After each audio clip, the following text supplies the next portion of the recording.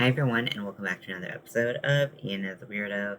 Today I have another yarn confession. So I already posted, I don't know how the fuck to use self-striping yarn. Well, I have some more issues with different types of yarn that I want to use that I bought because it's so beautiful. And then I'm like, how am I going to use this yarn? I don't know. Because obviously, like I said before, when you buy this beautiful yarn, you want to capture all of its beauty, its color changes, all of that. And today we're going to talk about variegated yarn. I find variegated yarn so appealing in so many senses. It just captures all of these desires that I have to just put all this color out there. But then I have a lot of trouble finding stitches that are appropriate to use with the variegated yarn because it just like sometimes I'm like, it just doesn't capture like the essence. So today I'm going to show you a couple examples of variegated yarn that I have that I just don't know how to use. So one of the ones that I use the most that even though I'm nervous about it, um, most of the time it works out great. So this is a little limp, but this is Red Heart Super Saver in Mexicana. It is a beautiful rainbow yarn, and when it's in a skein or it's caked up, you really don't get the essence of how beautiful it is when it works up. The issue with this is that sometimes, like, you can use the same stitch count, and sometimes it's just beautiful variegated colors all over the place, and other times it pulls. And when the color pulls, it looks completely different. It looks like a completely different yarn. So one example of this is I made leg warmers for someone, and I used this yarn, and one of the leg warmers was just colors all over the place, and then the other leg warmer, the color pooled. And I was like, it looked, I was just like, I was embarrassed. I was like, should I make another one and just like like find a pair that match? I don't know, but like sometimes it pulls, sometimes it doesn't. It makes me really nervous, and I love this yarn. It's so beautiful. I've used it so many times, but still I get really nervous that it's not going to show up well. And then also I don't want to use a complicated stitch with it because I feel like things get really muddy, and if you put all this texture and time and work into a project and then you can't see any of the detail, it's kind of a waste, right? So another project I did was when I made my Swamp Witch hood.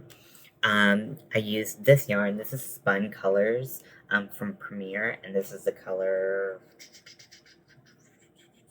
Autumn.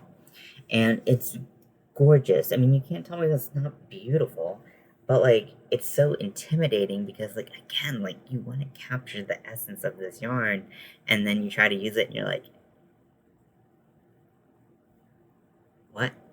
So makes me a little nervous. Here's Twisted Tones from Loops and Threads.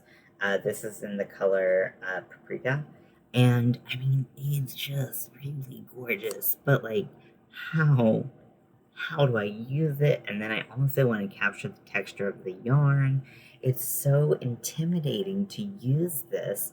So I tried making a headband and I used the knit stitch or the V stitch. I think they're the same thing. Either way, I tried to use the knit stitch, and it looked really cool because I just envisioned like when I saw this swatch at Michael's, they knit it, and so I was like, okay, well I'm gonna do the knit stitch because I want to get this effect, and like I just like it's so intimidating to start a project with a bulky kind of slightly finicky yarn, and you just want to capture the essence and the vibe of the yarn, and sometimes it's just like, nope. And then this one, I have no idea how to use it. It looked so cool online, and then I got it, and I was like, what do I do with this yarn? So this is the Premier Basics Mosaic, and this is in the color Grapevine. And it's cool. It's got all these different colors. Gorgeous. When you work it up, everything gets really muddy and you just stop being able to kind of differentiate the colors, and it just kind of turns into this gray color. I don't know what to do with it. I have a couple skeins of this, and I'm like, what do I make with this?